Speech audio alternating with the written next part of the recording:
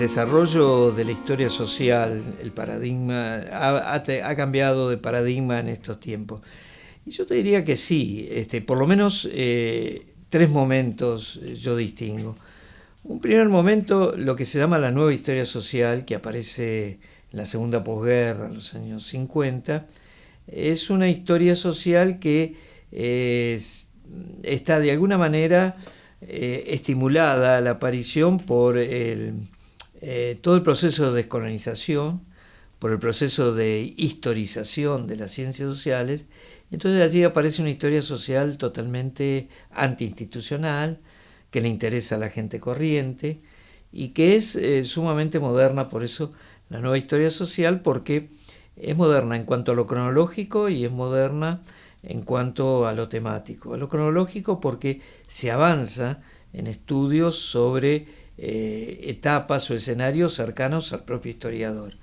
Y temático porque aborda algunas temáticas que antes aparecían como no científicas o no académicas. De alguna manera, esta historia social, si bien surge en Europa, está legitimando o impulsada por los movimientos de liberación que se producen en África, en Asia, en la segunda posguerra. Luego pasa un segundo momento, en los años 70, 80, donde la historia social aparece muy ligada a la historia de los trabajadores y de fundamentalmente del movimiento obrero. Allí también estimulada por una mirada marxista que le interesa recuperar las formas organizativas, las formas de vida, las condiciones de vida, material, la forma de representación de los trabajadores.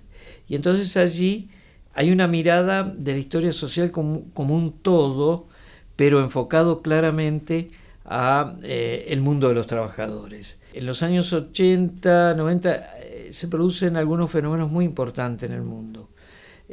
Por un lado, la crisis del trabajo, al mismo tiempo la pérdida de protagonismo de los movimientos obreros, la derrota del movimiento obrero de los mineros en Inglaterra con Thatcher, la derrota en la huelga de los obreros de la Fiat en Italia, están marcando de alguna manera una pérdida de centralidad. Y a eso sumamos la propia crisis de los sistemas comunistas, con la caída del muro de Berlín y demás.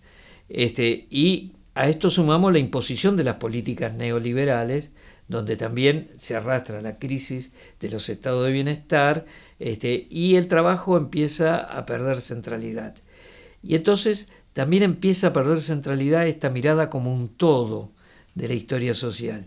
Y allí, sobre esos resquicios de un todo, se empieza a ver una nueva historia social que apunta más que a la descolonización de la primera etapa o de los estudios de los trabajadores ahora, a algo más significativo que la historia de la desigualdad.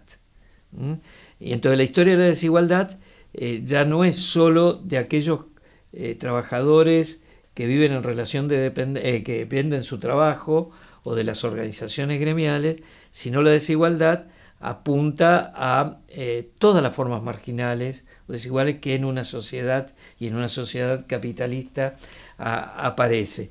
Pero también allí empieza a desgajarse, al no mirarse como un todo, algunos actores sociales que antes aparecían como sumergidos. Las etnias, la raza, y básicamente me parece que lo que más se ha desarrollado en este tiempo es los estudios sobre la mujer. Los estudios sobre la mujer, arrancando por la mujer trabajadora y luego avanzando en otros aspectos significativos. Es más, la historia de la mujer empieza a ser un concepto metodológico importante. Obviamente todavía falta, todavía no hay estudios sobre la relación de la mujer en el desarrollo histórico de la Argentina, de la nación, del Estado. Todavía sigue siendo masculino. Pero, me parece que esta nueva historia social de la desigualdad me parece más profunda, más abarcativa en cuanto a los actores sociales que la anterior.